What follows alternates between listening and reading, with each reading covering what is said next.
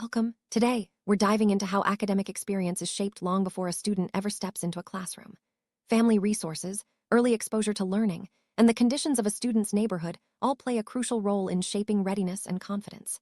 Some children arrive at school already familiar with routines and expectations, while others are just beginning to navigate this new world. These early differences can set the tone for how students approach learning, influencing not just their confidence, but also their ability to engage with new material. As we move forward, keep in mind that these foundational experiences are not equally distributed, and they have a lasting impact on academic journeys. Let's talk about resources. Daily learning conditions are shaped by access to technology, updated books, quiet study spaces, and extracurricular activities. These resources are not always available to every student, and when they differ, so does the learning experience, even if the curriculum looks the same on paper. For example, a student with a reliable internet connection and a quiet place to study will have a very different experience than one who lacks these supports. This inequality extends beyond the classroom, affecting opportunities for growth and engagement. As we continue, notice how these resource gaps can widen over time, influencing not just academic performance, but also a student's sense of possibility. Now, let's consider the impact of time and stability. Learning requires mental space and focus, but students dealing with housing instability, food insecurity, or family stress often spend much of their energy managing uncertainty. Chronic stress can reduce attention and memory, making it harder to learn, no matter how talented a student may be. In fact, these conditions can have a greater impact on performance than ability alone.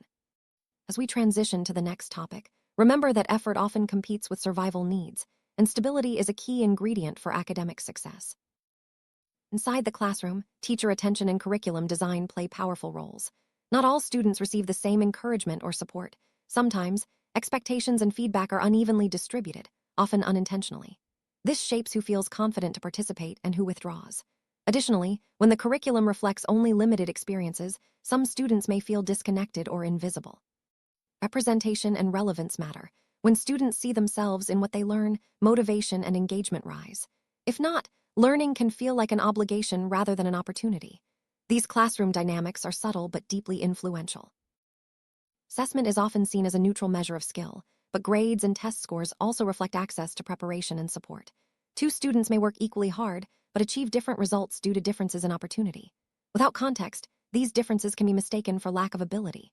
Meanwhile, the peer environment shapes confidence and belonging. Learning is social. Peer dynamics can either encourage participation or create feelings of exclusion. Visible differences in resources or support can lead to pressure, affecting a student's willingness to take academic risks. These social and structural factors are just as important as individual effort. Support systems like tutoring, counseling, and mentorship can make a big difference, but not all students have equal access. Some are guided toward help early, while others may not even know support is available. This uneven access can determine who overcomes challenges and who falls behind.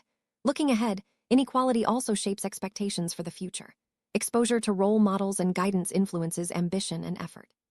When students see limited possibilities, their motivation narrows, regardless of their abilities. Recognizing these patterns helps us understand that academic success is about more than just effort. It's about access, support, and opportunity. Wrap up, inequality shapes academic experience in many ways, through resources, stability, expectations, and belonging.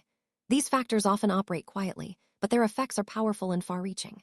By recognizing them, we add important context to how we view achievement and can better support all learners.